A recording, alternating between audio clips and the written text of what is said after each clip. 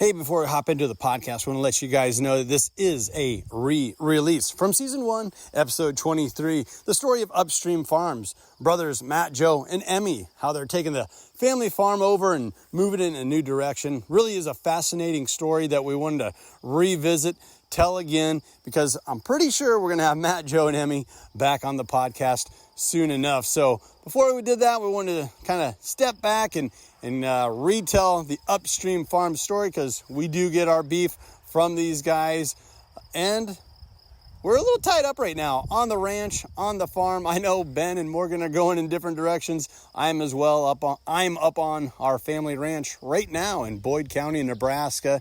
I got a lot of things going on this weekend. So without further ado, let's get to it. Season 1, Episode 23. Sun rolling over acres of farmland, shining the light on the world I grew up in. No name dirt roads about to get torn up, all going down in a town you never heard of. Hey everybody, welcome to the Common Folk Podcast with Ben, Morgan, and Andy.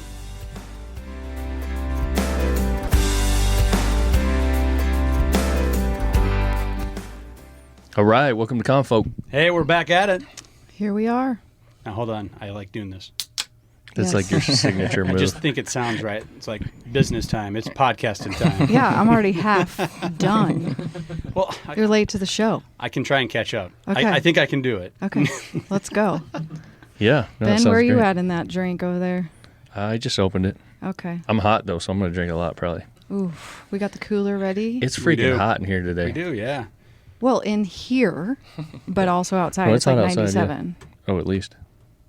I This is mean, almost like a spiritual experience. You're like hotboxing it in the podcasting room. Well, not hotboxing it like that. Jeez. You know what I mean? Like that's are you it's like a serious? yoga type thing. I don't know. I was like, who's Like farting or yeah, you're what? saying yeah. I'm sorry. I didn't We're mean just like going to that. sweat it out in Yeah, here today. yeah. It's like a sweat box. Sorry, that doesn't sound better to me. No, but- it doesn't. You and Ben are kind of matching today. I know some of these folks can't see this, but it's a little close. off. Yeah. I didn't get the memo or what? Well, I mean, it's the same like tone, isn't it? Like Yeah, that's an earthy true. tone. Yeah, we're actually Yeah. all. Right. We have guests here. We do. We got a full room here. Why How do we we doing? always There's- have to remind ourselves There's of that? 6 in here today, not 3. It's a lot. So, Yes. who do we got here today, Ben? So we have the folks from UpStream Farms, Joe, Matt, and Emmy. Emmy with a EMI. Right, yeah. EMI. Yeah, We yeah, found this out because So- I would have thought it was EMMY or EMMI. yeah. Emmy was a last second tag along too because she wasn't even going to come today. And then when we were going to do this, she was going to go do some errands. And then last second, we're like, Emmy, you just stick around. She's been as big of a part of our story as anybody. So For sure. got her talked into sticking around. So Yeah. got a crowded room here. So to give a little bit of perspective, Matt and Joe, twin brothers, right? Yes, sir. So who's technically older? Joe is actually, but it Joe. was a C-section, so it was super fast. Okay. 30 so seconds. Like, It that's was what I was just going to fast say. to So get then him it almost doesn't count. Doesn't have me by much. Not by much, but 30 seconds was 30 seconds older. So he's always got 30 seconds of wisdom on me. Put it that way. Figures, yeah. Does he pull that card when you guys are doing chores and stuff? Not really. I mean, but we've it used to be that way. But he can still beat me up, which is crazy because he's just like he's a little smaller than me. But like when we're going, like when we used to fight, he would just go crazy, and I couldn't do it. I was like, he's a really good fighter. He's, I mean, he's shorter than shorter you, than but me. Yes, Yeah. yes. But like the kid, He's got a little bit of size on built. you. I think. So Joe, you work Is that out. some sort of fat joke, Ben? No. No, So I'm not, I I'm said not work shaming. out. Yeah. We no, that's I don't know, you talk about like being older, but I mean there's a big maturity difference, I think. Not the truth. And then Emmy is my sister-in-law, Joe's wife. Yep. And like I said, when we started UpStream and we started the vision of UpStream, I mean, we were already going by the time you guys had met, but like when we got into the nitty-gritty of it, Yeah. Emmy was a huge part of that process. So I figured she could probably add some insight. So I appreciate you sticking around, Emmy. Yeah, we're going to have to hand the mic over there pretty Yeah. soon. Absolutely. So what I wanted to start with was, first of all, what is UpStream Farms? So people can get some perspective on that, and then let's dig in a little bit to how all that's going and what you guys are doing. Absolutely. So, like our tagline or pitch or whatever, the mouthful of whatever UpStream is we like to say we're twin brothers farming in the Midwest, putting new ideas on old dirt, and then connecting our customers back to the land, one meal and beverage at a time. So that is like our little 10-second spiel or whatever we have to say. That's a good elevator speech right there. I'm sold. So if I ever meet like some big wig in an elevator in Vegas or something like that, I'm saying this is what we do. Heck yeah. But really what that is our goal is to take commodities that we're raising as farmers, because we grew up on a farm, and after college we returned to that farm, and we just want to see a space in agriculture where we can take what we grow, turn it into a value-added product, sell it back to a consumer, and build a relationship with that consumer as their personal farmer. So we want to see a world down the road where people used to have like, their mailman or the milkman or their personal hairstylist. We want to be able to provide that relationship with the customer and put that face back with the farmer. And then we think that hopefully we'll see other young farmers doing that and create a different way to do agriculture, not necessarily the only way to do agriculture, but just different way of thinking when it comes to, rather than just expanding in terms of acres, we can vertically integrate and expand in that way. So that's really what we're doing. But I mean, another thing is storytelling. I mean, there's a story to be told in agriculture, and we enjoy doing that. So that's the other half of it, is just a creative outlet for us to tell a story that happens in agriculture every day. So yeah, that's one of the things that I really love about what you guys are doing, and what had first attracted me to your guys' brand and what you have going on is that storytelling.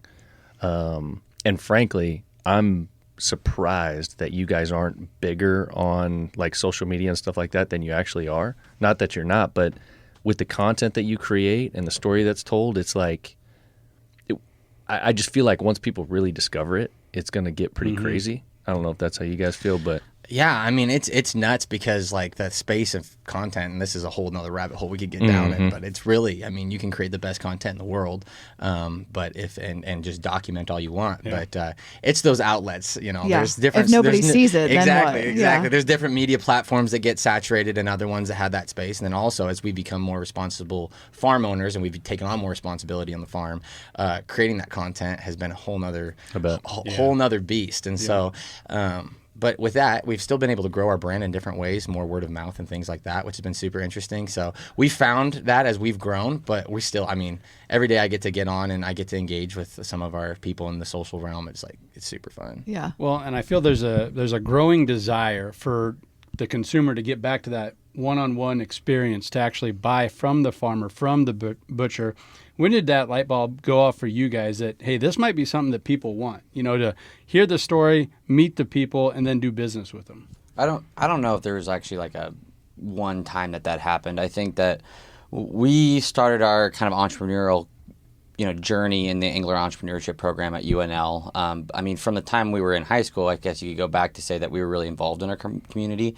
We would, as high schoolers, freshmen and sophomores in high school, we'd go to economic development meetings in our hometown of Albion because we just really cared about the community. We always felt supported, whether it was through sports in high school or whatever we were doing.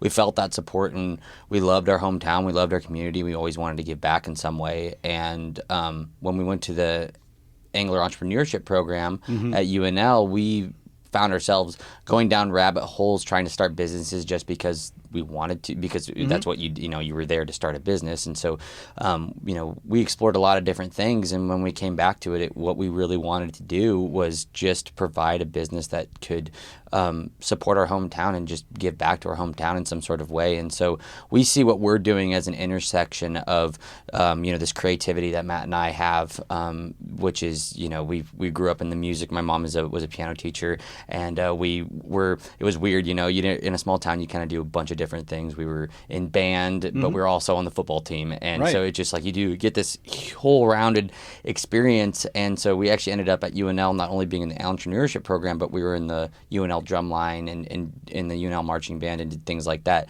So we had this diverse passions, very diverse passions, that we wanted to create a business that was based around those passions and was kind of the intersection between, this really creative outlet, but also agriculture, which we were obviously also very passionate about. So.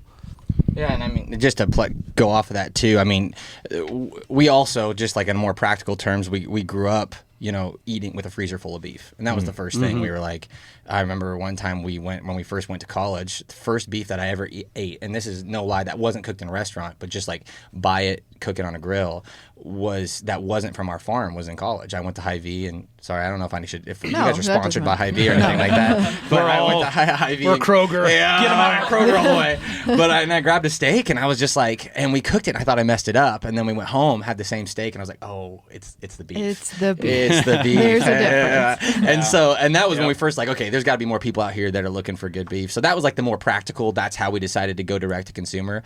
But like the more like out there, the realm was like, let's do something in agriculture that is a little bit different, a little more creative. So And I love that. That the route that you guys are taking has to be so much harder, but on the other hand, more rewarding. Yeah, go ahead. Well, it is. Pass And- the mic. Oh, well, the thing, it's interesting because Matt alluded this a little bit earlier, but we've taken on more of a farming role. And we talked about this before we started the podcast, that we'll touch on this. We don't have to dwell on it, but and I think that this is something that happens a lot in agriculture that you just don't hear about. But our family dynamic has switched since our parents got a divorce. And so Matt and I are now farming more of, we're taking on more of a role in the farm. We're farming our mom's ground after they split. And so, that was something that was unexpected. We started our business with our family farm, the farming operation kind of being taken care of. We were kind of hired help.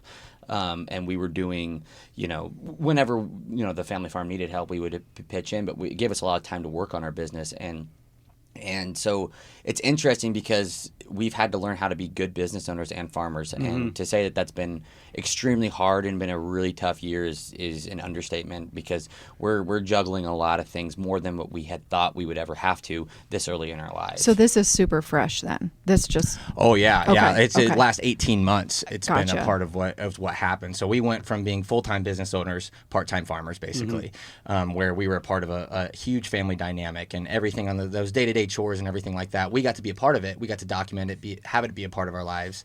But then, when I say full-time business owners, we were selling all the beef that we raised direct to consumers. We were sourcing pork from other farms and selling that, as well as honey. And then on top of that, Joe went to distillation school. We renovated an old milk barn on our farm, turned it into a distillery, and we were filling barrels full of whiskey with the grain that we raise. And so we were sitting there, that's all. We were doing all of that day to day. And then, chores, planting, harvest, all of those things. We're a part of that, but we didn't have to do it ourselves. Here in the last 18 months, we've been doing both. So is this where Emmy's really come up big for you guys, where you guys are working in your business, she's working on your business now? Is that kind of where you've really been able to help?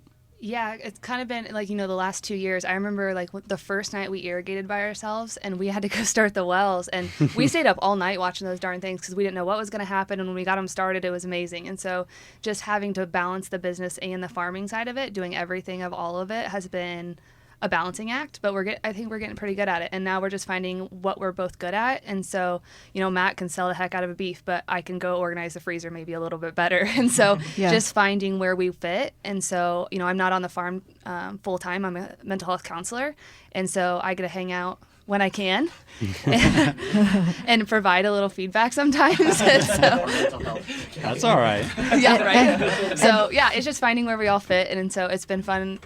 I don't know if I would use fun the last 6 months before, but it's been a journey, and we're starting to find the fun of everything. And I'd say as far as farming and everything that you guys have going on, having a mental health counselor on staff. hello. Yeah. That's what I was It's like, thinking. Jeez, you guys, like maybe We should have these guys on every month. like, how does that make you feel? You think like maybe we should just take a step back? Like, your guys are kind of quiet. Like, what happened when you went to go irrigate? Like, what's going on? So it's definitely been a whirlwind. The truth is, in what we do at Farm Focused and with all these different brands that we work with, there's a ton of them that get on these mental health kicks, I guess you'd call it, where they're trying to get behind, whatever that month is, and they're really trying to bring things to the forefront and help people understand that this is what's going on in farming, and this is what's going on with farm families, and so on and so forth. And it's a really serious thing. Yeah. So it's kind of cool to have that in your guys'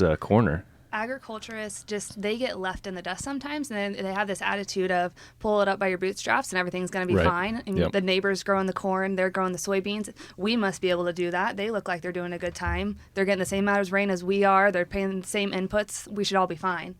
And it's just not. That's not the reality. And so I think just bringing some more highlight to that of everybody has bad days, everybody has good days, and everybody struggles, and just sometimes a little bit more than others. I think that'll be.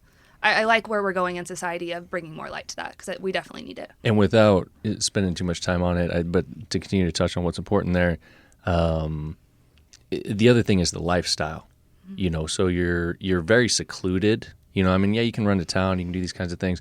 Most farmers aren't getting to come and sit down and do a podcast and chat with people and do the kinds of things that you guys are doing.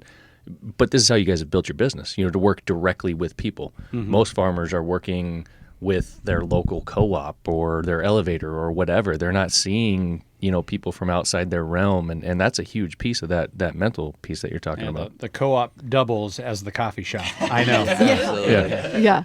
I think that's what's important for us too is, we get to have this diverse experience by starting this business. We get to be out with folks like yourself and be able to come chat with you guys. And I think it's just as important for us as it is for our customers, because it's what we love doing. It's important for us to be able to do things like this, and we're passionate about it. So.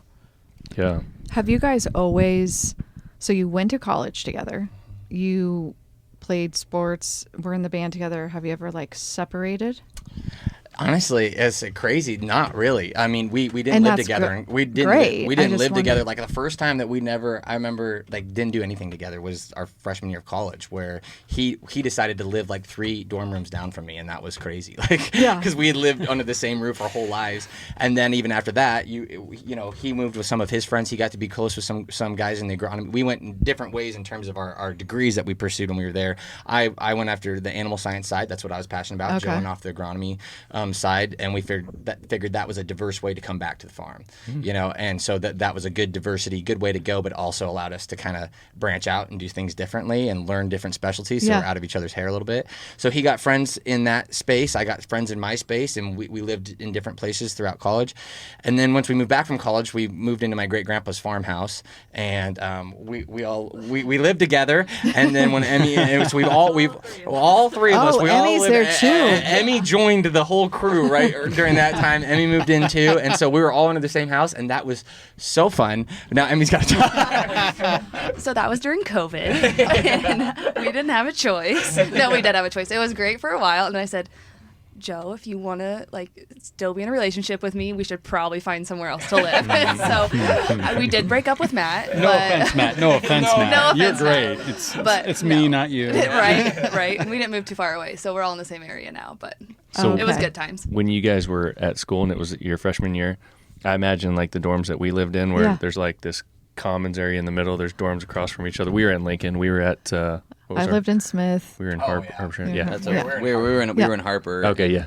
So were you guys you guys were in different buildings? So did you put things up in your window hey, I miss you, a Ben, picture? Unfortunately, we weren't in different buildings. We were 3 doors down from each other, and so that was we were still under. He said we weren't on the same roof. We were still under the same roof, just not living in the same room. I guess. Gotcha. But I mean, even with that, I think our mom was really good about always making sure that we remained 2 separate people our entire lives. With twins, I think that's easy to not do that. It's easy to get really codependent, and while we still struggle with that sometimes, when an example of that, when we were in high school and playing football or whatever, I could have a really good game and Matt could have a really crappy game, and I would still feel like shit because I'd be like, oh man, he didn't have a good game, and that just completely brought down and so that's just a good example of what happens a lot within you have this, what affects him affects me. People are like, oh, if I pinch you, does he feel it? And it's well, no, but it's one of those things where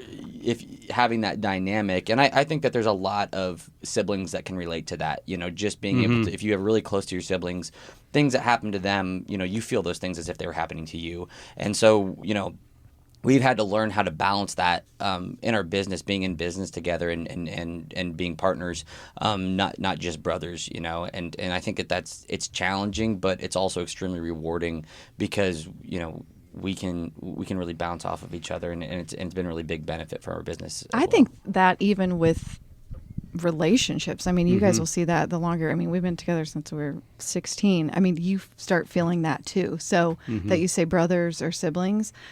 Sometimes I'll be like, oh, he doesn't look like he's having fun. So, I mean, I don't know if that's a thing that you would agree with, Ben, but I feel like it's, I don't know. Ben's like, I'm not touching that.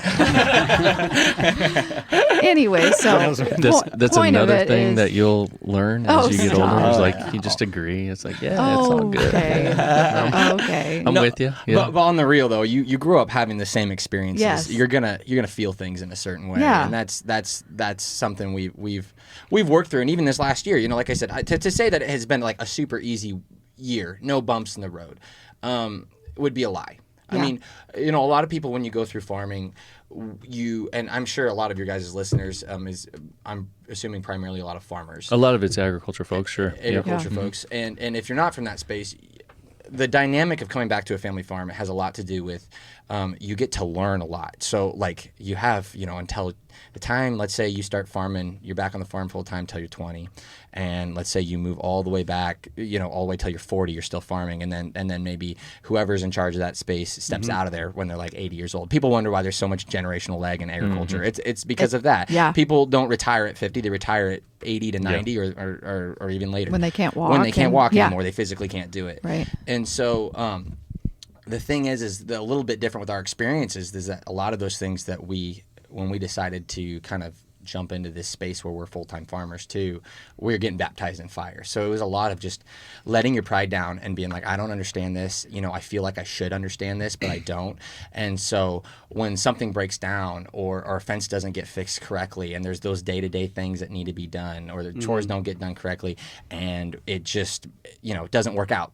We've had to learn from that and be very intentional about learning from that. And then in the same time, you still got 3 emails in your inbox of people wanting beef and somebody wanting that. And you have to deal with that when the sun goes down. Yes. And so we just had to work harder and a little bit smarter and not have quite as much pride. Well, and it's not even that. I think that there was a point in our lives where we made a decision that, we wanted to be involved with the farm, but, there were some kids that are our age who were taking on a lot more responsibility, but we decided to go a different route. We wanted to do our own thing. And so there are kids at our age who probably are farming and that's what they're doing, but they do know more about it. And so in our minds, we're perfectionists. We want to be good at the things that we do and we want to do everything in a quality manner. And so it's really hard to, go into that when you've been, instead of learning how to completely overhaul a tractor, I was learning how to run a still and going to, school to learn how to do that. And so some of those things that normally kids that grew up and they were all in on the farming thing would already know how to do some of the things that we were still learning how to do. So it is one of those things you have to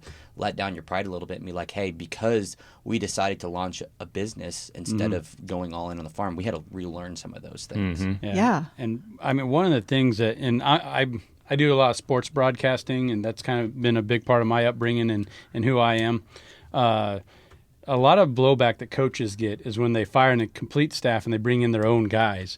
And they, a lot of people look down on that. Oh, he's a good coach. Why'd you fire him? And I am on the other side of it. I like that because when you're the head coach and you bring your guys in, you're responsible for them and you care for them. And then they bring it back to you. They know they need to win. Like they owe you the job, their livelihood. So I feel it's the same dynamic here where you guys are on the same page. Even if you're not on the same page, you got to make it work, right? Your farm's on the line, your livelihood. And it's the same in coaching. When you bring your guys in, it's all or nothing, Absolutely. Right? Yeah. And so I feel like you guys have that dynamic right now. And that's why I think it's a big part of why you've been able to thrive and grow your business. Yeah, on the way here, we actually had a conversation of, look at us, we're making some good decisions. We're all on the same page because we're not always all on the same page and we have to sit down and have long conversations. But yesterday, we've been on the same page. So it is a family operation. We all are striving for the same success. And so we all have to, if somebody's a little bit lower, we have to pick that person up. And so it's just taking the time to hear everybody out and figure out what our goals are going to be. Yeah, and someone might forget some beef too, but I mean, and that's a great example. sorry, just had to. Let him off the hook. These guys here at Farm Focus bought some beef from us, and it's great. I mean, because they have been buying beef, but sometimes, stuff, we all have strengths and we all have weaknesses. I'm kidding you. over there. No. It's actually a really good thing to bring up because it's kind of a little bit of an example of of what our years look like, which is the reason why. And like you can go all the way back. Is I texted Ben we were running a little late today, and I was like, sorry we're running late. Our irrigation wells didn't want to start up this morning, and we know that's life. It's like, life. stuff It happens. just happens. But then that was a result of me rushing while I was filling up our vehicle or delivery truck with beef, and then I get there and 2 boxes aren't there that should have been there, and so that's kind of like the like I said, a perfect example of why like balancing this. I'm a full-time farmer, and it's crazy to me that some days I look around what we're doing, and I'm like, it was crazy to me because 2 minutes ago I was working cattle covered in manure. I literally got dressed, cleaned up, and I'm in Omaha 2 hours later to do beef deliveries, and I like get done with that day and I turn around, I'm like, wow, like 8 hours ago I was literally covered in cow manure, and now I'm like in Omaha. And I know that's like a weird example, but it's just we've had to kind of struggle with that dynamic of, okay, we want to be good farmers, we want to do that correctly, and so while you're trying to do that, what do you drop, what ball do you drop?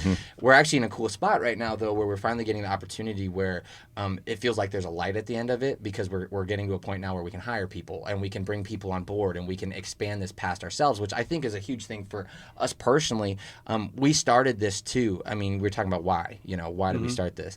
A big part of it was, one, help agriculture, find a way to diversify, bring in multiple sources of revenue, and create more of a stability in small farms, and that was first and foremost what we wanted to do. But another thing was, a motivation was to hire people. We want to build a team to kick ass with, just build a team of people, and let's every day show up and let's do our job. Let's do it really well. And that was one thing that killed me about the last 18 months is like, I was doing everything and all of it half-assed, and all of us were like, that's what it felt like. Now, were we actually? No, probably absolutely not. You're never going to be harder on you're harder on yourself than anybody else is, but it felt that way at times. And so when we're going through those ebbs and flows, now finally when you get to bring somebody on board, and finally we had this kid approach us, and we honestly, it was a good thing he approached us, because we're the kind of people where we just work a little harder. You don't hire somebody, just work a little harder. And not a great mentality to have, just for anybody out listening. It does not fare well. You will burn out. And so finally this kid from the local grocery store shows up, and he's just like, hey guys, I want a job. I love what you're doing. I want to work for you. And we walked away, and we were kind of like, okay, yeah, we're not going to do that. And then we sat down and thought about it. And we're like, no, we can't afford to do this. And then the more I thought about it, we're like, we can't afford not to. And so finally we're in this space where we can bring more people in, and we can start to grow, and it feels really good. And it was just, like I said, you went through that 18 months of learning everything, and now it feels like that we're kind of gotten, and I think that was what Emmy was alluding to on the way here. We were driving down the road, and Emmy's like, man, feels different, feels good, feels like we're kind of getting our shit together. And then I forget all our beef. So. Well, yeah, and you led me right into it's going to feel really good to blame that kid for missing the beef. Not you, it's his fault. No, and I think that's true. I mean, I think that you can look at any family business, and I remember one of the most beneficial classes I ever took in college was family business, because it gave me a perspective that, hey, you're not the only one out there that deals with some of these things, that these changes will affect you, and it doesn't matter if it's farming, any family business. I think that you're gonna have to deal with a lot of raw emotion that you wouldn't have to deal with in any other business, and it does. It's whether it's your partner, your wife, whatever it is, your husband, it's you're gonna deal with things that normal business owners don't have to deal with, but there's a reward to it that you just can't put a price on. And so I think by being able to bring in different people and add to our so-called family and treat them in the same way that we treat each other and figure that out, I think we're going to have a really cool team down the road that can help us get to where we want to go and achieve some of the goals that we're trying to get to. So Now, if you're not comfortable, you don't have to answer or whatever, but I was curious, how many head of cattle do you guys run? So before the split, I guess you could say, we had about 300 head of purebred Angus cattle. And so 600 pairs at the... Well, yeah, there were 600 cattle, and then they would all have, Right, 300 pairs is what I meant. Yeah, 300 pair. Yep, exactly. And so, and then the way we raise our beef is from conception all the way through finishing. We are completely vertically integrated in that space. And you're seeing that kind of go away a little bit. You're seeing more people just kind of, you're seeing this space where we're getting more specialized, which I think there's benefit to that. But for us, we like to have a hand in every part of the process. Not only do we raise the cattle and their calves and finish all the way through the process, but we also raise everything they consume. So the hay, the corn, the feed, all the forages and feeds, the pasture land, everything like that. We've got 100% control over that. And to me personally, I think that has a lot to do with raising good beef. I mean, I don't want to get too technical here, and we can edit this out if I do. But No, go for it. there you go. Love There you go. editing. Just I mute just me right love now. it. He's the editing guy. So, okay. But there's a whole Wrap it up. You're done. Let's go. No. But I'm kidding. There's a Go. lot of Good. studies out there that say that there's things called genetic conditioning in the third trimester or second trimester, excuse me, of a when a calf is about to be born, and that impacts the quality of the meat. Right. All the way at the end. Yeah. You know. Well, let's just say something's different about you guys' beef. I mean, we always talk about it, and so that maybe that's it. Well, it has something to do Okay. with it. I think that there's a lot to, and I will also say, I think, I've always said this, if you're buying right from a farmer, you have less hands on it, you have less places where there's less chances for, that the shelf life. It's a more direct process. Okay. And so I think that you're going to enjoy that process more than when you buy right from a grocery store. And I don't want to, I'm very careful to, degrade any other kind of business or other process. But I will say when you're buying directly from a farmer, I think you're most likely going to have a good experience. The thing is like any logical person can look at the process, and it doesn't matter. It doesn't matter if you're, you've figured out the tricks in the second trimester and so on and so forth. If you're buying directly from a farmer that's been fairly responsible, as opposed to buying from a grocery store, where use logic, like how many steps has this piece of beef gone through? I don't think How many some- months has it been It's frozen? literally going to change, and it's not that it's bad, But I like don't you think said. some people think about that. But the thing is like that has to exist. Yeah. In the way that we're set up today, the way society's set up, because not everybody can go buy directly from the farmer. Not right now. There's not that capacity is not there, and there's probably a good chance that it's never going to be. You guys probably have bigger dreams than that, but there's probably a good chance that that's never going to be. So that convenience factor and these big facilities that process all this to get it to the masses, that still has to exist. But there's just no way around it. It's not going to be. It's going to be totally different. You could apply that to anything. You could take any product that's custom made, that's custom manufactured. Let's take these handle bend guys. You know these guys. Oh yeah, absolutely. But good friends. Good right? friends. Yeah. So the stuff that these guys are making compared to what you're going to go buy. You want to go buy a copper mug at Box Walmart? store. Yeah. I mean, which one's going to be better? Obviously, this is going to be True. better. There's more care put in this. It's direct to you. They're hands on. I mean, you can apply this to anything. So that's pretty basic. I don't think there's any talking trash about any of the bigger systems, because the bigger systems do need to exist. Absolutely. But the fact is, the way that you guys do it is just better, man. I mean, there's And I think that's what you're saying is it's not an either or, it's an and. Yeah. You should have the Yes. option to both. And I think Yes. that's the one thing is it's crazy. You just look here just locally in Nebraska, how underserved the urban areas of Nebraska are with beef. We export a lot of our good stuff, And I think that there's a space where, it doesn't have to be either or. I think it's good for, like I said, I'm always an advocate. Obviously, I'm biased from buying directly from a That's good. producer. It's good to be. Yeah, but I there's a lot of benefit for producers and consumers alike. I think one, you're seeing an ability for a producer to run their farm more like a business, so they're not dependent on a commodity market, which is why going back to the distillery, that's a huge thing. I mean, we raise grain, we don't feed it all to our cattle, and so what are we going to do with that extra grain? Well, we're going to distill it into bourbon, and we're going to create a consistent price point for everything that we raise. So we do the same thing with the beef. That is a huge deal for us, and then we've also been able to help other farmers with their pork and honey to give them an outlet to market their products as well.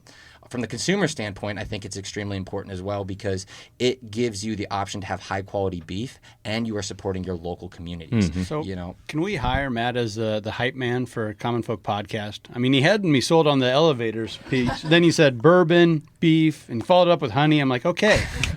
I'll be here all day, folks. Yeah, let's do it. Come on now. I know. I keep That's wanting awesome. to talk about this distillery too. So Well, we'll get into that in just a second. But I know. But like what he's saying is so interesting. yeah, no, But there's a it's lot like- of really cool things I going know. on. That's why we talked about this earlier. This could be 4 hours, but Yeah, I mean, it's not going to be. You were leading into something, Ben, and I kind of want to get your guys' perspective on it because we talked about it on one of our earlier pods. Where it was, fake meat versus real meat, and just the difference. We Okay. actually had Yes. the Incrediburgers, and the real We tried all that, yeah. the Impossible Whoppers versus the, just as a taste test. But I think you guys are kind of dialing back what I feel the ag community did to itself, and that is they didn't want to deal with things at every level. They wanted to just ship it off because they knew that packers or commodity companies wouldn't take advantage of them. No, they need us. We're the farmers. They need us. No, as soon as they got to the point to where they could flex, they did.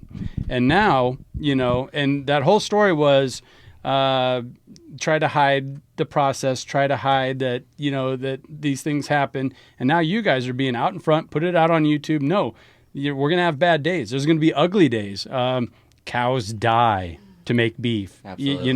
and I think people are kind of growing up like, okay, yeah, we're ready to take the blinders off and figure this out. Yeah. Well, I think that it's interesting because to as a society, we do have to, I like what you're saying, Ben. We've got to have both because what we're doing at the end of the day is feeding people, and we have to have efficient processes in place to be able to get food to people and make sure that, but within those efficiencies and streamlining that process, you do lose the story. And I think that's the one thing that is important for us because if we don't tell our story, somebody else starts doing that for us.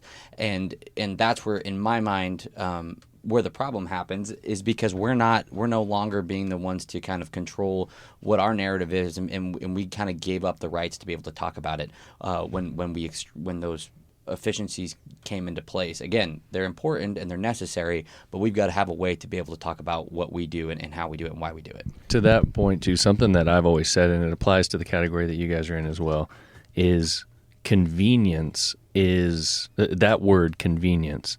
That's where a lot of really good things start, and that's where they eventually turn into a problem.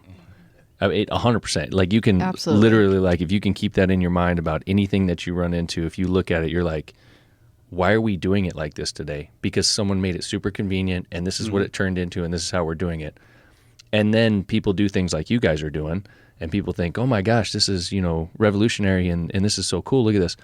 This is how it was before convenience. Yeah. Absolutely. You know what I'm saying? That's hard work. Doesn't that suck? Yeah. Well, yeah, and like I said, there's a level of food security that came from that process. There's a level of space where people you can purchase products for an affordable price. You can go to a space and buy a ribeye and have that experience for an affordable price. So there are benefits to it. But to your point too, where you said the egg industry, we shot ourselves in the foot by not wanting to have that conversation. I agree with that 100%. I think that there's a space for us to be able to talk about the process, and I think that there's going to be a lot of good benefits when you start to talk about the consumer-producer relationship, and I think it might even alleviate to things that are bigger problems in our society down the road, where you're creating connection between rural and urban that are it's making people get out from behind their screen and have a conversation with a producer and ask hard questions about why do you do it this way? Why is it done this way? And we can say, listen, these are the reasons why we do it this way, and then they can say, I don't like that. And we can say, well, that's great. Maybe we'll try to change that because you're my consumer. And I think the ag industry, the day they said, because when the first thing we learned in entrepreneurship school was every business, consumer first. You are consumer centric. The customer, they come first. Egg is the only place that we don't think like that, where we say, well, people got to eat. They're going to eat the way I want to. And then you start seeing things like the fake meat industry popping up. And I actually commend the fake meat industry a lot. I think that they found a problem that we have created and they're meeting it. The thing is, it's interesting, is I think what somebody who's looking to buy fake meat is looking for, and the way that a producer is producing, I don't think it's that far apart. I think that there's a space where that if there was just a good conversation, and maybe that's the idealistic part of me, but if there was a good conversation, they'd see that they have a lot more in common than what they actually think. And, I agree. And there's a space where they'd say, oh, hey, I'm going to buy that beef then, because, and then we have more relationships like that. Yep. So someone listening to this that really doesn't know about you guys, how, when you say you like tell your story or you want to be, I mean, how are they going to find you? Not where to find you, but so are you delivering meat, like to those that don't know, like straight to them?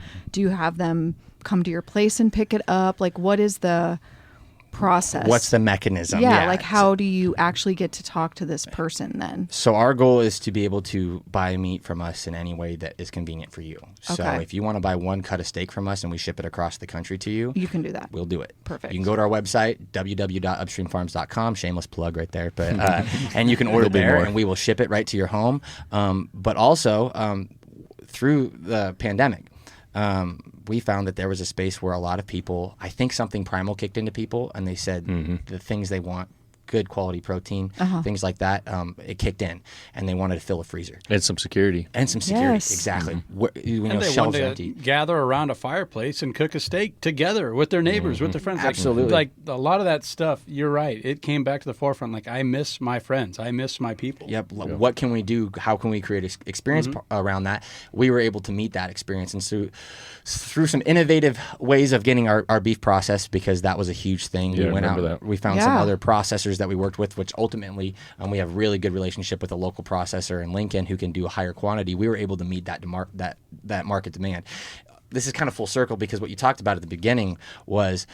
You guys aren't as big as I thought you would be on social media and things like that. Well, we haven't actually spent the time on it because our sales have grown, I would say, 5 times since, and they've How grown to the exciting. point. Yes, and it's an Yay. awesome thing. But it actually got to the point where we're so busy with that the marketing, doing all the social media, it just didn't make as much sense. It was like we're trying to do all these other things, and I honestly we're seeing other word of mouth converting better than any social media post that we could create. As much as we tried to connect with consumers through a virtual space, telling a customer, "Hey, did you like our beef? Awesome." Tell your friends. That Yes. did way more than any post. And so I think us kind of thinking of it that way, we kind of got out of that space a little bit and stopped spending so much time there. But we were able to grow a lot during COVID, and it was a good space. So I think with you guys, and to touch on the social media thing, what I was getting at is that, again, we talked about that story, and you guys do have such a cool story to tell that people need to connect with, and you tell it in a really neat way. I mean, everything that I see that you guys do on social media, in my opinion, is second to none It's in a lot top-notch. of people that I see. So that was my point, is that like that's there, and I don't see how it hasn't. thank you. Top notch like their whiskey. I just don't see how it hasn't caught on more. But what I do know, based on the space that we've been in, is that eventually something's going to pop, and then it's going to go dumb. But I mean, you get.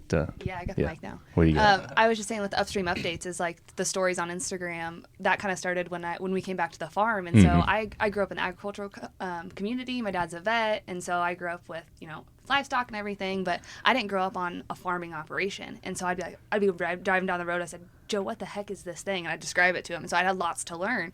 And so Matt would always do UpStream updates, or Joe would do some sometimes, and I was like, oh, cool. Like I was learning just along with everybody else, and so I'd call Matt when he would talk about putting up hay or something like that. I said, go into more detail here because you might get some questions here. And so it was a great opportunity. You had lots of conversations over Instagram or Facebook about people asking questions. Right. And so that was really cool to see people reaching out and asking for more clarification. But what I like about what you guys are building is that I've always felt like the social media thing, is not here for the long run. Like in one form or another, it might be, but that's going to continue to change. So, you build 200,000 followers on Instagram or whatever. Great. 2 years from now, that thing might not exist. Yeah, you keep saying MySpace. I'm like, that's dead. Yeah. Yeah, it's kind of gone down a little bit even now as we started doing the halves, wholes, and quarters. That's what we're into right now. And so, we don't have as much time to be on Instagram or Facebook or TikTok. We've been trying to do that, a little bit, but just being a little bit more busy and supplying that demand that we've had over COVID has been changing that. Yeah, and what my point is behind the scenes, behind social media, the business that you guys are building is sustainable. Where I don't think social media really is sustainable, but it's a really cool way to tell your story. Absolutely. And I mean, I think that's kind of what, going back to that storytelling thing, we do feel like it's not, and we need to get back on it. That just goes between working in your business and working on your business type of thing. Once we, hire a few people to do some of the things that need to get done so we can do more marketing and tell our story better than what we've done in the last 18 months, we do feel like it's part of our responsibility as farmers to do that. We turn the camera back around on ourselves and say, hey, this is what we're doing and this is why we do it. It's not just about marketing marketing beef. It's about telling our story because that's what we should be doing as farmers in general. But to play off of that, I was sitting there saying, I think I could make this really cool story about how, we're so busy we can't be on social media. I do think that a part of that has been that the last 18 months have been very hard. Sure. And when something doesn't work out for you and, you have livestock on the road 3 days in a row because you just can't find the hole in the fence that they're getting through, that's really hard to want to document, because there's a level of embarrassment that comes with that through that learning curve. And so, we used to preach, you got to be vulnerable on social media. You got to share your story. The reality of it is that's a lot harder to do. Pretty easy to say at UNL, isn't it? At UNL, when you're sitting behind a desk, exactly, and saying, hey, guys, share your story, be vulnerable, and then you're getting your ass handed to you day after day. Eventually, you're like, I don't really want to share this.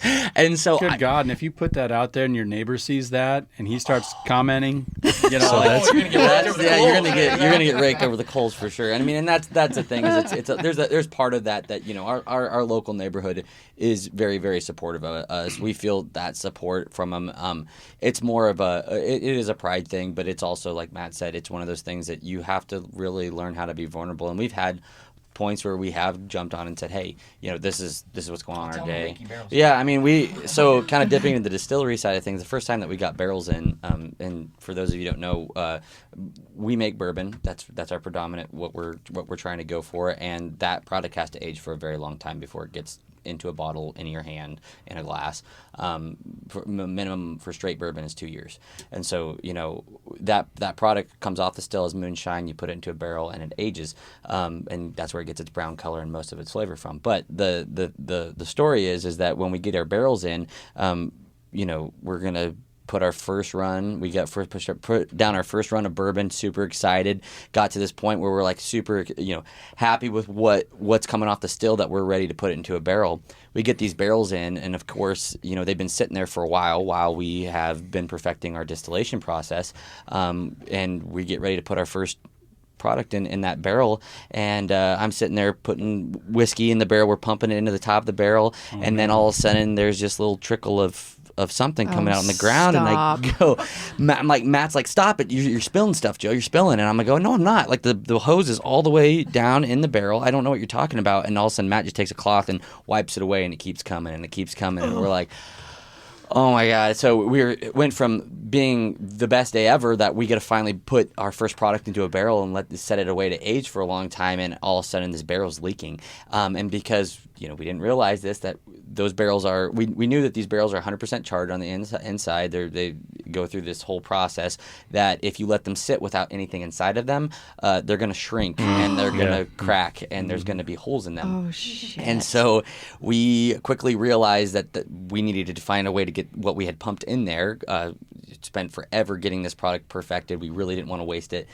So we sit there and we're like, we don't know how, we'd have to reverse the pump and figure out how to get it through. And it was just like we were scrambling. And so Matt's like, we'll just siphon it. So I just was thinking of that. So, but if you can imagine it, all our barrel entry proof is at 110 proof. So you're taking 110 proof alcohol, sticking a hose in there, and then trying to suck it through a hose to get it to gravity fill back down into a bucket. Matt's gagging, spitting this stuff all over the place. We're just like trying to finally get to the point where we get it actually siphoned out, and it stops leaking, and we just sit down in defeat, and we're like, this sucks. This is a bad day. It was a great day. We had been documenting up to that point, and we're like, Matt's like, I don't know. He's like, should we take down these posts, like, so people? I'm like, no, Matt, we've got to tell people. We've got to tell people that this is what happened. And it was crazy because we did that, and the response we got was not, oh, you guys are idiots. Oh, you should have known better. It was, oh man, I'm just glad I'm not the only one that stuff like this happens to. Oh man, you guys are great. Yeah. You're and it's just crazy to hear that support even through those tough times. So did you have the camera then, Emmy? Was that right? I did not. I was waiting for the call after the first barrel was done, and I called Joe and I said, so was it done? He goes, well, and he's telling me this story, and I'm like, you tried to siphon it? Like, what? And so, I looked forward to the documenting after that because it was real and it was honest. But I can appreciate that you guys kept that up there because there's a lot of blogs and vlogs and all sorts of other stuff that teach you how to like fix your dryer, fix your air conditioner, this or that. And we'll go to those because we try to fix our own stuff, right? You know, try to be self-sufficient. And you go through all these steps, and then you finally figure it out. You don't actually get the answer, but you go through all these steps, and then you don't go back and contribute because you figured it out. You got right there to where that last comment was. And like, we're trying to get better to, okay, now go back to that and say what you did to fix it. Because this has happened like 2 or 3 times with that in the last couple of years where we fixed something, and the blog or the how-to, you know, conversation on whatever social media platform got us to that point, but we still had to figure it out. Right. You know what I mean? And you could just tell they did, but then they didn't go back and tell the story. Yeah, we definitely kind of just left it, but hopefully that helps somebody out, you know. Oh, definitely. You know, see the barrels. You know, we had them sitting there because we were prepared and we were ready to fill them, and then maybe we were a little too prepared because we didn't know that you had to rehydrate them, and so yeah, it was nice to go back. So what and is the explain that. fix then? It was to get them wet on the inside? Yeah, so I mean, Okay. the fit. Luckily, you can rehydrate that Oh, barrel. you can? So, yeah, Okay. you can. You just put a little bit of water in the. You have to set it up on top of. You know, those staves have to expand pretty much, and expand back out, and the heads of the barrels have to. So you flip it over on its side, so the barrel's sitting straight up and down. You put some water on the head, it'll reseal up. You put a little bit inside the barrel so that it's sitting on the inside of the head, and then you flip it, and it's a process that takes about 2 days to actually. So that's what I was going to say. It's a delayed, long process. So it's Yeah. another process. You know, unfortunately, to get a price break, we bought 16 barrels at a time, and we have this problem every time we go to fill a barrel now that we have to go through rehydration. It's got rings on that barrel that you actually beat those rings down to try to tighten everything up. I don't know, Ben. Their bourbon sounds a little watered down. Yeah, no, we make sure that all of that gets out of there. I mean, and the thing is that, you know, it's actually a process, you know, a lot of distilleries go through that, especially small distilleries. They go through those growing pains. But, you know, what we're doing is, you know, from a distilling standpoint, you know, it's there's not a lot of people that are doing it around us. You know, there's Nebraska probably has the lowest, I think probably one of the lowest amounts of distilleries per capita in the United States, and so, you know, you're kind of out on an island by yourself trying to figure this whole thing out, and what distilleries are out there aren't necessarily willing to work with you because it is one of those things where it is a competitive thing, and so you do have to. There's not a lot of people that are willing to just reach out and say, hey, you know, we want you to. There's not, you know, how many ever distilleries to figure. It's not like a farming where you have a neighbor down the road that can help you with whatever you want. They're just not around. So when you have problems, you can't just like call the neighbor and say, hey, how do you do this? How do you fix this? How do you fix that? You know, it's kind of just trial by error. Also, being farmers, I think, had some benefit to that too, because we can rig things up a little bit different, but it works. So you guys are handy. Oh, we try. I wouldn't say handy. I would say we are proficient. Yeah, innovative. We're not like the handle bend guys. Yeah. Oh man, Mike and Matt, we've called them a couple times. There's a lot of copper in distillation, and they happen to have a lot of copper. Yes, so they do. soldering and everything like that, they've helped us more than once. Those guys are awesome. We're trying to talk them into building us a new still, and they're like, nice. we're going to stick with mugs for now. So. Yeah. So you guys have talked about a lot of things, and there was one other thing I wanted to talk about on the beef side, and I definitely want to talk about the distilling, because I've had a couple people ask me this, and I don't know the answer to it. But you always hear about grass-fed and grain-fed beef. Yep. Okay. So what you guys have going on, the way that I understand it, is raising them in the fields, you know, growing your own hays and forages and things like that, and then a grain finish and so on and so forth. That's the way that I understand it. Yep, and then I've absolutely. had people ask me, how does that actually work? And when someone says they finish the beef on grain, what does that mean? Like, do Yeah. they sit there for What does that 30 mean? days and eat it, or you know what I mean? So They just get one get into that final just for a meal. minute. Final meal, and it's just that's it. It's your last supper, and it's just a bunch of corn, and that's it. I think there's a lot of people that are listening to this that don't know that, and you hear that thrown around a lot because that's what it's become. It's like, well, that's marbled so nice because it's grain finished, you know, and like people use all these things. So what's that all about? So basically, I mean, what we say is it's what a lot of beef that's done in Nebraska. It's very typical. We're grass fed, grain finished, and that's basically is that the animal spends the majority of their life on grass pastures, eating grass, consuming forage. That is what's pretty natural to that animal's diet. The thing is you can get a higher quality product by supplementing grain into their diet. And you slowly do that over time. They're not just sitting there just gorging themselves on corn. Mm-hmm. They still get hay. They get a lot of hay. They get a lot of silage, which is a forage corn mix, and then they also get some grain corn on top of it. You can also feed things like flaxseed and millet and all different kinds of grains and distillers grains, and that's another byproduct of our distillery. Sure. So we're able to be kind of a closed loop system where we feed all of the distiller byproduct, which is what comes after distillation, the grain that's left over. We feed that to our animals too. And it's healthier for the cattle. Yeah, they're not getting drunk. Well, a lot of people think they are. We took all the alcohol away from it, but there is that side of it too. But basically, I think I can't really speak to the consumer perception of it as much, except for that I think a lot of consumers' perception of that space is that animal is in a confined lot doing nothing but eating and pooping and dying. And that's not the reality of it. The reality of it is that animal is getting a balanced ration and a balanced diet that we slowly convert into a higher concentration of grain, but up until the time that we process, they are always getting some sort of forage hay in their diet. And so from that standpoint, I believe that's what I was raised on. So my taste buds like that better. I've had grass-fed beef. I will never shame grass-fed beef. I don't enjoy it because that's not what I was raised on. So I think there's parts of, I've always tried it. I'm always willing to try something different. I remember we were just having this conversation on the way down. Emmy was in D.C. with some of her students, and she was like, some of. Oh yeah, you want to tell the story? Or she just tried a vegetarian burger, which whatever that means. It's just a plant-based burger. Yeah. And her students were like, your dad would be so disappointed in you because he's a veterinarian. And she's like, well, not necessarily. She's like, I think it's always important to try different things. And so I'm not necessarily saying that one's better than the other. I'm just saying I think what there should be. It's not an and or. It's an and, not a either or. Sure. Exactly. It's an and world. It's not an or world, right? Yep. It can be and. It can be both. Yeah. And so I think there's another side is the health side of grass finished beef 100%, which is that there's higher omega-3s. And there is some truth to that in that beef. That's healthier for you. It's per ounce of fat, there's more omega-3s, but there's more marbling and intermuscular fat, and that's one thing I'm huge on this. I'm not a dietitian or anything like that, but fat is not bad for you. No, not at all. Processed food and sugar and things like that has changed in our diet more so than just fat in general. Fat is good for you. And so per ounce of fat, there's the same amount of omega-3. Well, there's not per ounce of fat, but there's more ounces of fat in a grain-finished beef. So you're actually, when you're eating a 18-ounce steak of, let's say, grain-finished beef versus 18-ounce steak of grass-finished beef, you're going to get the same amount of omega-3s and the same amount of vitamins and things like that in that beef. At least from where my standpoint is. Now I'm always open to learning more. I'm always an open book. But that's how we do it. That's our process right now. And it's worked out pretty well for us so far. And the other thing is really big, and I think that we get a little too politicized on the fact that I think farmers can always be doing more for our planet, doing a lot more to make ourselves more environmentally friendly.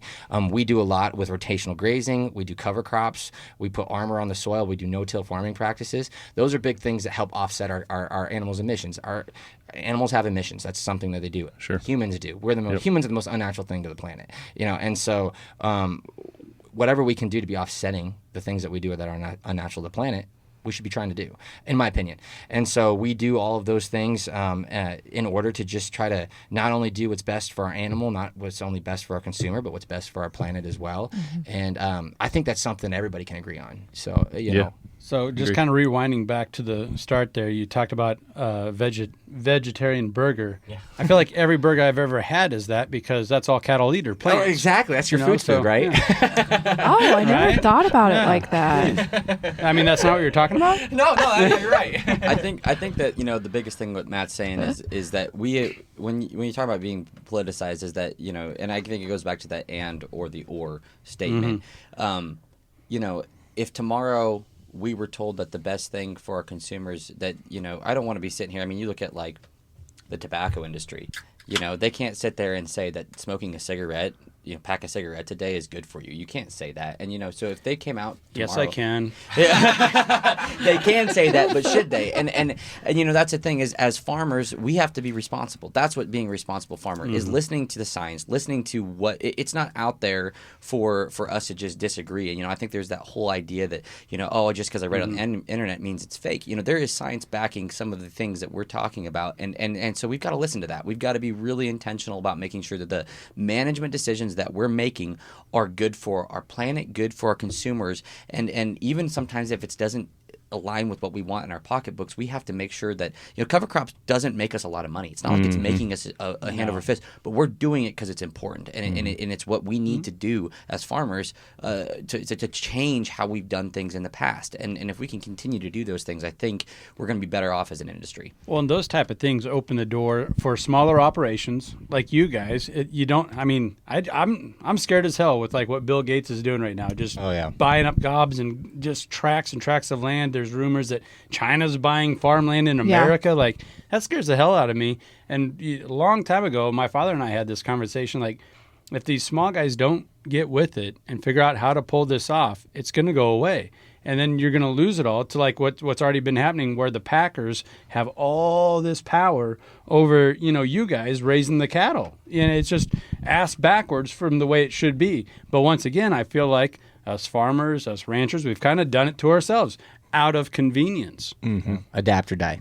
Yeah, exactly. Figure it out, whether that's through sharing the story or diversifying into a distillery, which I think that's a top-notch idea. It is. We're working at it. I had a question, though, but how long has your family had the farm? I don't know if we talked about that. So, like, operational. We're younger farm than most. Okay. Not all farms. I've seen a lot of really young farms out there. We'd be considered fourth generation. Our great grandpa, like in terms of the farming side of things, on our dad's side, he got here from Switzerland in 1920. And I believe he left Switzerland because he wanted to go to college and his dad wouldn't let him. So that was he was a rebel and he Really? took off. Yep.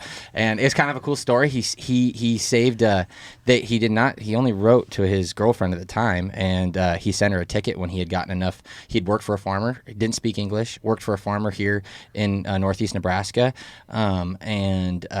and then he got enough saved up. They sent a ticket for his girlfriend. They got married in Iowa. He met her in a train station in Iowa. They got married there because that was like you get a marriage license without having to wait a week or something like that, so they could get married right there. And so they got married, moved to Nebraska, started farming, and then my grandpa and his brother farmed. My dad and his brothers farmed, and now we're farming. Okay. And so, like I said, there are much older farms than that. Though, Well, yeah, but I like thought, I said, I wonder how many generations Yep. it's So been, we'd be considered fourth generation farmers. You want to talk Okay. about entrepreneurial spirit. I mean, that right there. Yeah. I don't man. like what's going on here. I'm going to America, and I'm going to follow. Bye-bye, Yeah. Switzerland. Yeah, I mean, It's insane. talk about I mean, putting yourself out there, It's crazy what some of you listen to farming stories like that, and it is very inspiring to like think that that's kind of what we're trying to do with the distillery a little bit, because we had the luxury of having four generations before us know how to raise good beef. We're still learning, like we're still changing our practices, but we had that product was ready to go to market from the day one. With the distillery, we feel like we're pioneering that. We're adding, that's our little bit of a stamp. Right? We're taking this beef directly to consumer. That's not what our family's done in the past. But with the distillery, this is a new product that's coming to our family that's completely different, and we have a lot of pride in that. And we know that when we get down ourselves, things aren't going our way in the distillery. Remember that story of our great grandpa coming here being like, he had to go through a lot, and generations have had to go 4 generations to actually create He had to good learn beef. how to speak a foreign language. Exactly. Why he was on the job. If he can do that, we can create Yeah. good spirits. Yep. So Yeah, Yeah, no you guys doubt. have gone through some of the same things in different ways. Yeah, and you know? and our grandpa on our mom's side also owned the grocery store in town, so he was kind of entrepreneurial in that way. He just bought the grocery store and did that for his whole life. So it's kind of fun because we say, well, we're kind of in groceries. I mean, we're not. It's a certain type of groceries, but Right. we're still in groceries. So it's like try a nod to both sides of our family. So sure. is that coming, or is that a vision that you guys have? Like, if I travel to Albion, Nebraska, is there going to be an UpStream where I can go there, buy some steaks, buy some bourbon? Is that something you guys have thought about? Yeah, I mean, we would love to have a physical location. Some eggs. Some eggs. Oh, absolutely. Produce. Just have the whole farm to table experience. And I think that there's a space for that. And I think we'd really like to do that. Our whole thing is we'd like to survive from a distribution standpoint where we are able to. It's really, it's kind of backwards from what a lot of, especially in the distilling side. You see a lot of distilleries, they will create, or even the brewing industry. The brewing industry had, they started. They usually start a tap house of some kind, and then they'll distribute slowly over time after they get a brand built. Well, since we've already built this brand around the beef in our farm, we feel like we've got a certain amount of leverage where we can go distribution right away and kind of wait to do that experience. Now, we'd love to create an in-person experience where we can do a cocktail lounge of some kind, coupled with a market where we can do. There's something very similar to that. Or a restaurant, and there's something very similar up to that in Norfolk, Nebraska. Joe and I look at it. Albers, the feedlot. They have a place called. Oh gosh, I'm not going to remember the name. It's really cool. It's I know what you guys are talking yeah. about. It's very cool. I think that experience to me, when Joe and I saw that, very inspiring for us. We're like, this is so cool to see. And Handlebend, those guys have been incredible. What they're doing for their community. Exactly I right. think that there's a huge space for that to happen in our foreseeable future. I think that brick and mortar idea is important to have that physical location. I mean, you guys know that with your business. It's nice to, we do have we have a brick and mortar distillery, but it's just for, producing, and we've got our freezer there and everything like that with beef. But, I mean, it's literally just for production only. It's not for somebody to walk in and actually have the experience that we want them to have. We can give you a tour, but that's the extent that we can do. And so, at some point there in Albion, Nebraska, we would love to have a brick and mortar location where you can come and have the entire experience that we want you to have, and understand our farm from that standpoint. So the brick and mortar thing's definitely coming back around. Yeah, absolutely. I mean, people want the experience. That's Right. like we've been talking about from the top of this. The story. The story. To the know, meet the experience. people. Yeah. We had a long Handlebend. It's funny you bring them up. They're not just friends of ours. They're mentors for Matt and I. We sought them out. They sought us out, and they have been huge business mentors because for us. And if you don't know Matt and Mike, they remind us a lot of Matt and I. They're just really. They give their advice without you having to pay for it, right? They're just extremely generous. We went and had a conversation with them a week ago just about this exact same thing, about how, I think we were up there we had to take an irrigation motor or something up there to get fixed or something, and we said, they were like, hey, we just texted them, we're in town. They dropped everything that they were doing just to come chat with us because they care about what we're doing as a business, and vice versa. But they are, if you don't know, the Handlebend building that they just built up there is very brick and mortar. And, we were having this exact conversation with them that they're like, it's important for your community to have that space of gathering and having that opportunity for your community to rally around what you're doing. Honestly, what they have done has allowed us to believe that it's possible to do that in our hometown and for it to be successful. And because they're doing that, I think it's made us realize that, hey, this is maybe our next step down the road to being able to provide that experience for our customers. I was telling Ben last podcast we recorded, like I wanted to go to location on see you guys' farm, so we'll have to go and then visit them too. Oh yeah, you're always welcome for a tour, and that's a good point too, is because I think they're a little bit like, put this up because it'll give people stuff to do. I think they foresee people driving up from the more urban areas, and they would love to have a jumping off point for all these. I mean, gosh, if you're listening to this and you're from even outside of Nebraska, Most of the listeners are from outside of Nebraska. Yeah. If you're driving through Nebraska, get off the interstate. There are vibrant communities that are doing really cool things. There's a coffee shop, Normal Roasting, another business mentors for us and just good friends. And they're doing this. It looks like you took a roastery and a coffee shop out of the middle of downtown New York City and you plopped it in the middle of Burwell, Nebraska. Wow. I mean, it is beautiful what they've done, and people love it.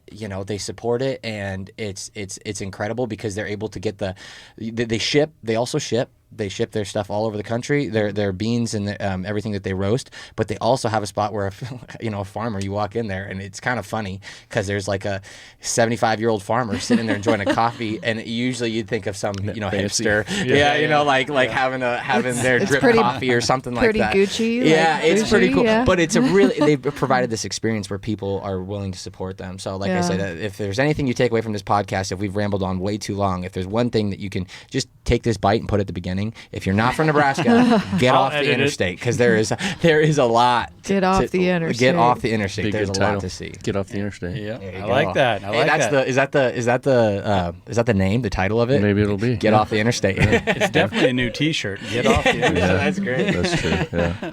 Good. On the distillery side of things, just to kind of have a little bit more of a conversation around that. So you guys are doing, is it just bourbon right now, or how's that going? Yeah, a lot of people don't realize, how long that takes, Right. that process takes. And so, yeah, I mean, we're mainly cranking out bourbon right now, and we have the luxury to do that. Most distilling, in the distilling industry, you don't have that luxury. You've got to have some sort of clear spirit that's ready to go in a bottle right after. And that's kind of what I distillation. was getting at, because it seems like every time I hear a new one pop up, the vodka's hitting the streets. Yep. But why is that?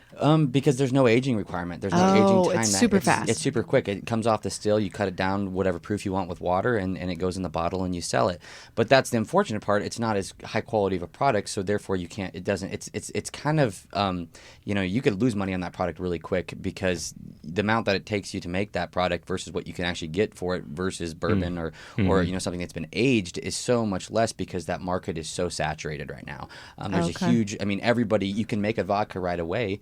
But the problem with that is that you're just another distillery creating vodka. There's nothing unique about that. By definition, vodka is a clearless, odorless, tasteless product. Or, not tasteless, but it can't be. Yeah. You're not really supposed to be able to distinguish that from any other product. By the definition of the federal government, you're really not supposed to be able to. And I've had a little bit of an inkling about that. I've never really dug into it myself, but that's what I've kind of always thought, and the little things that I've heard. And it's so funny to me, because I'm always watching these like celebrities coming out with their own vodka and stuff like that. And I'm thinking to myself, come on, guys, you're definitely fooling somebody, but you're not fooling me. Well, and that's the thing, is that's the deal, is you can crank out vodka like crazy, and like Joe said, margins tighter, your cash flow is going to be a little harder, but you can cash flow while you're waiting for your aged stuff to get ready, while you're waiting for your bourbon to get, and your whiskey just to be, to give it the time it needs. And a lot of distilling, you're going to take it, whether you're going to make it or not depends on can you survive that time before your first bourbon is ready. And a lot of people, there's a way to do, for a while, this was something we're kind of against doing, is you can also source barrels of bourbon that's already been aged from other companies called like MGP, right? And you can have, you'll have your bourbon, but you'll also have, somebody else's bourbon basically that you're selling under your label. It's white label bourbon that you're buying in. Yep. And then you're selling that just to kind of get your brand out there, get some recognition. We talked about for a while, we do, from our farm and from the neighbors, right? Like you have something that it's not your bourbon, but you're able to sell it and create cash flow while you're waiting for your bourbon to get ready. We're kind of against that, because we don't, like Joe said, it is a luxury that we have, but because we built this beef business, because we're farmers, we can cash flow our distillery. Yeah. With these other sides of our business. And so that's allowed us to take the time to let our bourbon age, and take the time we need before we're gonna kick it out. And honestly, if you ask us to tomorrow, when's it gonna be ready? And oh my gosh, that was my next question. If I had a nickel for every time we've been asked that, and honestly, we say it's ready when it's ready, because we'll try it. Yeah. Right now we have something in a bottle that's we really like. It's 2 years old, and we're thinking maybe this fall we might kick it out, but we might get a wild hair and say, let's let it sit for another year. Yeah. And I think that the nice part about that is we can take the time that we need to let it do that without having to. Now, we've had to really be strategic about blocking out all the other noise. It's saying, get it out. We want to know. Let's do it. But we want to take the time, because we built quality around the beef company. We're not going to do anything different when it comes to our bourbon and our whiskey. That's a good move. Whoa. Are you saying diversification helps a business? Yeah, it's crazy. Which is kind of counterintuitive to like the idea that we're not going to push out vodka, because really, I mean, having more product is really going to, it's going to help you out.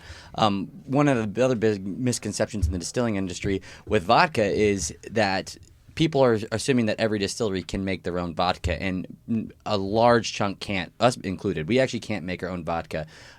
You have to have the right distillation equipment to do it. If you walk into a distillery and you see like the old style pot still that you're sitting there seeing that like you see on moonshiners and stuff like that, you will not be able to achieve the proof by federal government, which is 190 proof, to be considered vodka. Most distilleries actually buy in ethanol from small ethanol plants that's called grain neutral spirits, GNS, and they will either, if it's good enough, they'll just put it into a bottle, cut it down with water, put it in a bottle, and say, here's the product, and put their label on it and say, this is our product and this is our premium vodka or whatever it is. And some people will run it through the still one more time and clean it up or whatever they want to do and say that, this is our premium vodka. And so that's, it's crazy to me because people are trying to set themselves aside with this product that doesn't have any character to it. It doesn't really align with what we want to do, because that's why bourbon is so fun for us and so cool, because it represents us as a brand. It's got character. It's got a story to it. It's the only thing. You won't get another barrel of bourbon that's going to taste like anything else in the world that doesn't taste that comes from our farm. And that's kind of what we started this conversation with, is that it's the story behind it. Yeah. Like anybody can go out and do those things that you just said and create a brand and market and try to move as much as they can and so on and so forth, but it doesn't have that story. And what does that story mean, and what's it worth? Yeah, and get on Instagram, show some TNA, vodka. Well, and to go off what Joe is saying is to take it one step farther is, in the maturation process where the barrel is aging and the whiskey is going throughout those staves, it goes through contractions and expansions when it comes with the temperature changes and things like that. One, this is my plug why Nebraska, I think, is a perfect place to make a lot more bourbon, and I see Preach, that. brother. Let's go. We have very diverse temperatures, very diverse barometric pressures. I think it's perfect.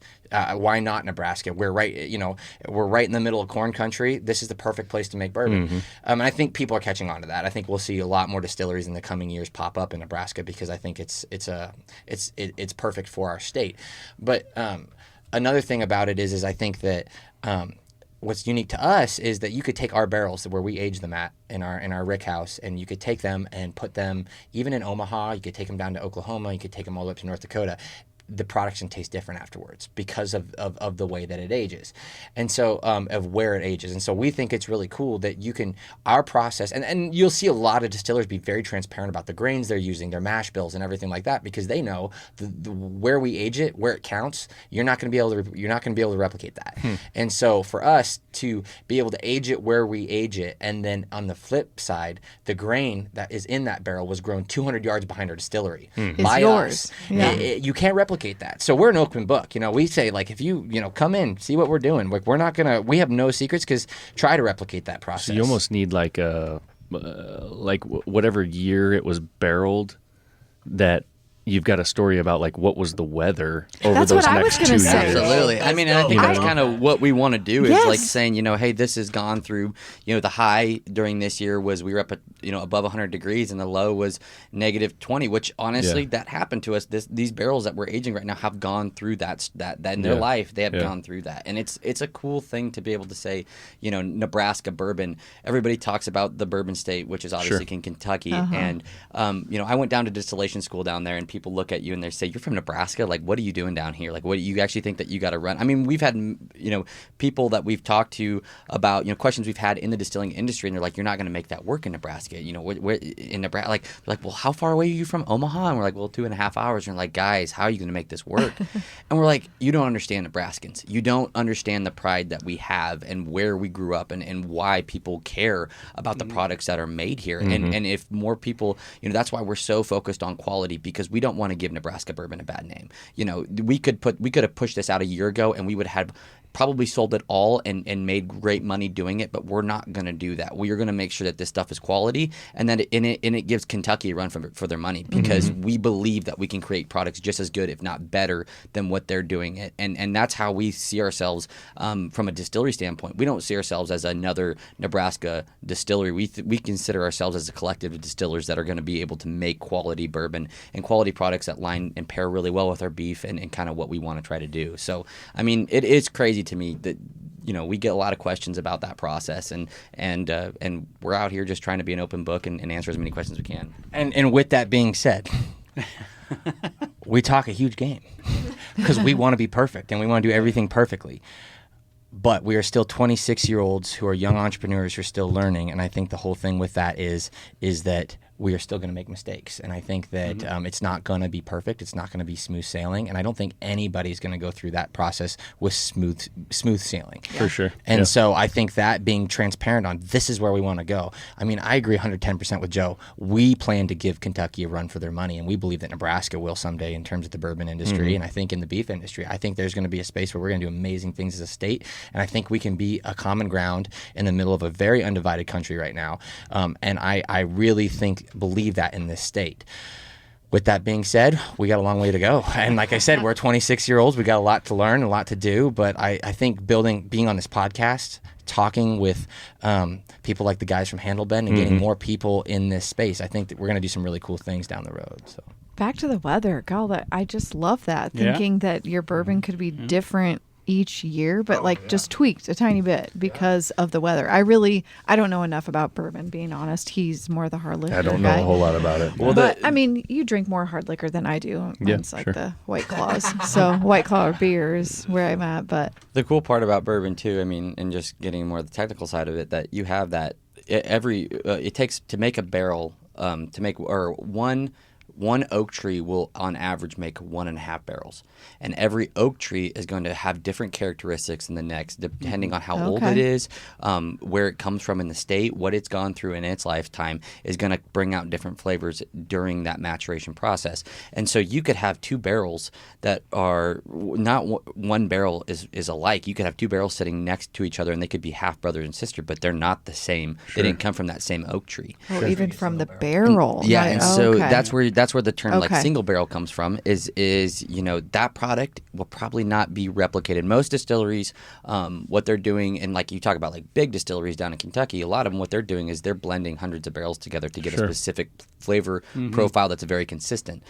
With what we're going to be doing is we don't have enough barrels right now aging to be able to have that luxury to have a consistent product. So everything that we push out is going to be single barrel. Yeah. Every barrel will probably taste a little bit different, and that can be a detriment, but it also can be huge. No, you're embracing the differences. Yes. You're embracing the story. Yeah, I mean, I'm buying into it. I mean, Yeah, and that's that's cool. That's agriculture, right? There's ebbs and flows, and it's up and down all the time, and that's the cool part about bourbon. I mean, it's not all the same. You got so much differentiation between those products. For sure. And I think going back to, who drinks the hard liquor and who drinks the White Claws, when we have a space, we're going to do some Women Whiskey Wednesdays to get people out to the distillery and say, however you want to drink your whiskey is the best way. Whether you want it neat, whether you want it with ice cubes, whether you want it with 2 flicks of water, whether you want, whether you want some Coke in there, it's whatever you like. And so to have a safe place, especially for women, to come out and experience that and say, okay, what do I want to try in there? What do I want to do? I think that would be really cool. It's a masculine, manly thing to drink whiskey. I really But like is these it? people, Ben. Right. Yeah, whiskey, women. I mean, I'm all about it. No men allowed. No, this is a safe place for everybody, to No, come it's and good. try it Yeah. and just you don't have to like it. That's okay, but just give a space to, you walk up to the bar and you're like, oh, whiskey water, which personally I like, but not a lot of people do, and that's okay to come out and try it out. So maybe the women meet on Wednesdays and you guys can deal with the men on Thursdays or something like that. The brutes. I like that. Yeah. The bourbon thing, just so people can have a full understanding of that, because there's specifics that make it bourbon. And like you talked about, a couple years in the barrel, what are the other specifics in order to call it that? Yeah, so all bourbon is whiskey, but not all whiskey is bourbon. And so whiskey is the overarching term for a spirit that has been aged from grain. But bourbon is unique to not Kentucky. That's a misconception. It's unique to the United States. So it has to be first and foremost distilled in the United States and barreled and aged in the United States. It's got to be a product of that. It's got to be a product of at least 51% corn, which is great because we grow a lot of corn in this state. And our mash bill has 80% corn in it. It has to be distilled under 160 proof. And again, that's a distilling terminology that just pretty much means the proof that's coming off the still has to be under 160 proof. It has to be barreled under 125 proof. So once after it's been come off the still, we have to cut it down with water under down to at least 125 proof to be, and that's actually all of these things are regulated by the federal government. And then it also cannot be bottled under 80 proof. And so over 80 proof, barreled under 125 proof, distilled under 160 proof. And then for straight bourbon, there's a big difference if you look at your label and your bottle and stuff like that. The only difference between, unless it has an age statement on it, between bourbon and straight bourbon is that straight bourbon has to have at least a minimum of 2 years of age on it. So That is a lot of rules to follow. It's a lot of rules. Wow. And it was kind of mind-boggling for us when we first started. But it also gave you a lot of a template too. You learned a lot of like, this is how, like, it was already those rules that were created to protect the quality of bourbon allowed you to already have, okay, these are your framework of how you're going to start. And then you can kind of play with some things. Like one thing that's going to set us aside a little bit is a lot of distilleries will have a high barrel entry proof, and then they'll go right up to that 125. And then they'll add all their water in on the back end because they don't want to store water. It costs you money to store water. Sure. You want to put as much whiskey in that barrel, put it on the shelf because it costs you money to do that, and then you cut it all down at the end. For us, we see that there's value, and from what we've learned for some mentors of ours, in adding more water in the beginning when you're cutting it down to that 125 and going in at a lower barrel entry proof because it gets time for that water to go through that maturation process. It actually increases the maturation process when you have more water in the barrel. And so it allows that process to happen. It allows that marriage for water and whiskey to happen, and then we'll add like a little bit, then after that, that's where the craft is. It's saying, okay, we're going to try our whiskey at different proofs. And we're going to decide what proof do we want to put it in the bottle. You have to be under a certain proof, but how do we want our customer to experience it? So when you set a glass down and you put whiskey neat in there and you sip it, you are tasting that exactly how that master distiller wanted you to taste it. If you don't like it, that's great, because then you can add in a little bit of water and you can open it up, or you get different flavors that come from it, or you can drop some ice in there, and as that ice melts, then it'll dilute that product, and it'll take off some of the harshness of that product, and then that allows you to experience that whiskey in a different way. And if you really hate it, you can add Coke into it. But I just going back to what Emmy was saying is, I think that whiskey has been branded very much towards a specific audience, and I think that there's a space. It was so funny watching. We got into bourbon, and this is a little anecdotal story of when Joe and Emmy started dating. I think you guys used to like. I would like pop in on their dates, which was super cool for your brother to be like third wheel, just to be like, what are you guys doing? And they're like, we're on a date. Oh, sorry. But anyways, they would buy a different bottle of whiskey and they would just try it together. And I think that's how you guys really started to like that product you guys developed together. I'll let Emmy tell the story. Yeah, we just got into buying 2 bottles at the time, and then so we could compare the notes of back to forth.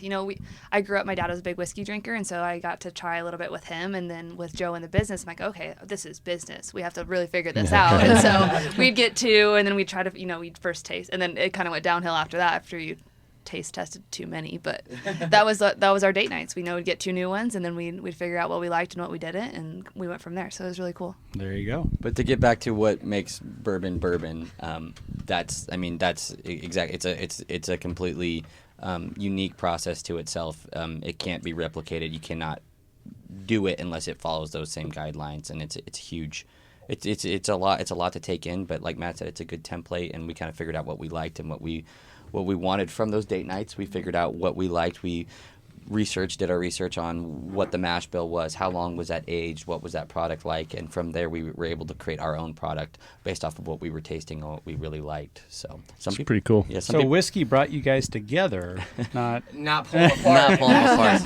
That's the thing. Is it? Yeah, that's a success story right there. Yeah, I think that that's part of it. You've got to look at the product is it can be really bad for some people, and for us, like I said, you've got to do it responsibly. You've got to drink it responsibly. I think there's that stigma around hard alcohol, especially in the state of Nebraska. We can fund breweries all day long, which they have their own hurdles. But if you think that the breweries have hurdles, the distilling industry has twice as much because of what the stigma around hard liquor is. And if we can learn how to put ourselves in a better light by sharing our story and why we produce what we produce, I think that we can break down some of that red tape a little bit. Maybe promote personal responsibility too. I don't know. We had Nah.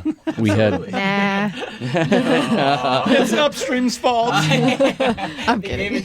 Yeah. and now we take a shot. Yeah. Let's do it. We had Millennial Farmer Zach here and Randy, Master Pipe Layer, and it reminded me what you guys were talking about, where you said like you got to know each other well over whiskey as opposed to like fighting or whatever. Because what did Randy say? It was like water. This is a farmer Oh, thing. shoot. What did he say? Yeah, water's for fighting, whiskey's for drinking. Something like that. Yeah. Whiskey's drinking, water's fighting. Yeah. Yeah. And in the farm world, that's the thing. It's like the water rights. Everyone's fighting over this, this kind of thing. But whiskey, man, let's hang out and have a drink. I mean, there's that old saying that like when you have a bottle that's special or something like that, and you're with family and friends, you don't put the cork back on that bottle because those are the people that you're supposed to enjoy that with, as friends and family. And so, that's kind of one of our things. It's very romanticized, and it is romantic. It's a romantic industry to be in. If you look at the history of the bourbon industry, we Emmy and I figured that out. It's a very romantic product. It's something that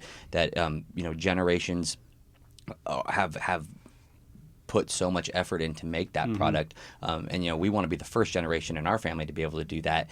But if you look at a lot of the distilleries and the history of it, some of those barrels that are coming out of those distilleries, the people that made them never got to taste them because they've been aging that long. And that's such an insane story. I mean, there's 20-year-old bourbons that are out there that not that. A great-great-grandfather is the one that put it in there. Yes. And his great-great-great-great-great-grandkids are going to get to enjoy it. That's such a cool. I mean, just a little story. Our great-grandpa, he made wine. He would make it in his basement, and it was like there was a time during Prohibition where you were legalized that you could make your own wine if you wanted to. So he grew grapes and made wine. Grapes are tough to grow in Nebraska, but he did it, and it was is probably I don't know. I never got to try it, but that is something that I think about in my head is someday. When we moved into that old farmhouse, there was a little cellar down there that had empty bottles in it. And Joe and I were like, if only they had a little bit of wine in it, I would just, yeah, exactly. That was an idea at one point. It was an idea. We were like, that's not the right way to sell alcohol. But for a while, I was like, man, we could just flip the red light on and people knew like this is the house you hit. But we decided not to do that. But I was like, man, someday my great grandkids will be able to. They'll be able to try something that we created, and for me to have that experience, I really yearn for that. So I'm really excited to be able to create that for my great grandkids down the road or anything. And in fact, our first barrel that we made, I said it's in the fall should be ready, but that's actually the second barrel we made. The first one is going in the basement, and we will never open it. And I don't think we ever will. It's gonna sit there. It's gonna sit, and I anticipate we will never bottle it. Hopefully someday somebody down the road will, but it won't be us. Well, you talked about grandkids, so then. Do you have a significant? Oh, other? I have a girlfriend, but I'm still working on the whole marriage thing. Okay, so we're it's in Just the had it's to in the ask. works. Don't rush in, buddy. No. So to that last point there, like you said, your great grandkids will get to have something that you've created. You guys as great grandkids really are getting to have something that your family created through the beef and the genetics and the family, and you're able to share that with so many people like us. So really, it's kind of the same type of thing, really, when you think about it. That's how we look at it, and that's how we viewed this. That's why vodka just doesn't make sense to us. Yeah. It's got to be bourbon for us, because that product for us is just it aligns with our values. It aligns with who we are, how we were brought up, and it's going to take time. I think that's the thing is, we get. People almost are like, are you guys even doing anything in that distillery? Are you guys actually doing it? Like, there's no product coming out of there. And what people don't understand is, no one wants that product to come out as soon as we do, but we are not going to push it out because it represents who we are. So until it's perfect, until we deem it that we we feel like it gets our stamp of approval on it, then we'll feel comfortable when people come in and say, oh, that's crap, it's not good. Sure. It doesn't matter because we think it's good and we love it. And we've gotten that with the beef. Sometimes people say, hey, oh, this wasn't this. Really? I mean, there's people out there. They put their Crazy. nose in the air and it doesn't. I don't think there'd be any cut of beef was good for them. But when we get those, it brushes right off our shoulder because we know that what we're doing and our process and how it was created, it means something. It means something to us. And so that's, to us, where our bourbon's going to be at. It's not coming out until it's perfect. And at that point, you don't have anything to second guess. So if someone doesn't like it, hey, it's cool, man. We did everything that we wanted to do. It's not for everyone. If you like it, you do. If you don't, you don't. It's a product you can stand behind, Yep. and Yep. and I think that's a big thing. And what you just had mentioned too, Ben, about our family having generations that were being farmers that were growing great beef and learning how to grow great beef.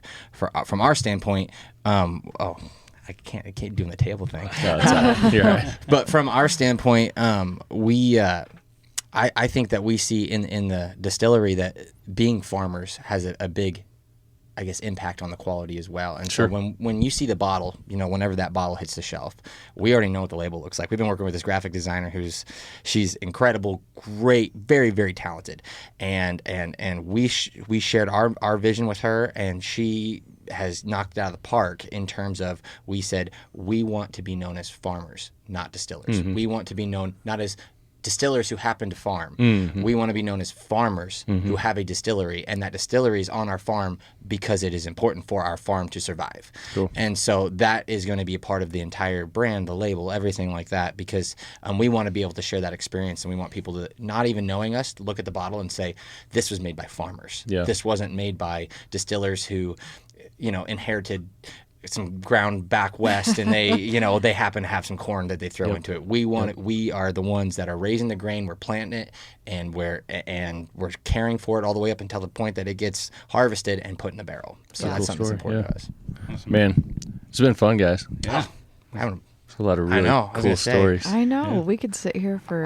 How long do you think we're in at this point? Oh shoot, I don't even know. I don't want to guess how much. Andy, about you an gotta hour. go get About an kids hour and from a half. daycare. I do. Yeah, and he's got He's that like, pickup. oh shoot. Yeah, I mean, I think we could sit here and talk all day about it, and we appreciate the opportunity that you guys have given us to tell our story, because that's what it's about. That's what it's about. If we can all lift each other up and be able to promote that, I think it's good for our brand, but it's good for our industry and the industry that we all really want to support and that we love. 100%. We appreciate you guys coming. Yeah, it's a little bit of a hike for you guys to get down here, but we're always excited to get a load of beef, so that's awesome. You'll get all of it next time, I promise. Once we hire that kid. Yeah, get that kid. Yeah, we'll clean that up. So I appreciate your patience. I'll take you up on that.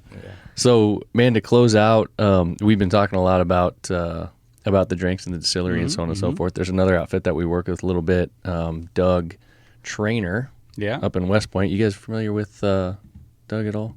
Oh, does he do Cooper's Chase? Yeah. Absolutely. Yeah. Yes. So Big talking fans. of Yeah. speakeasy. Yeah. So we've got this cool table that my buddy built.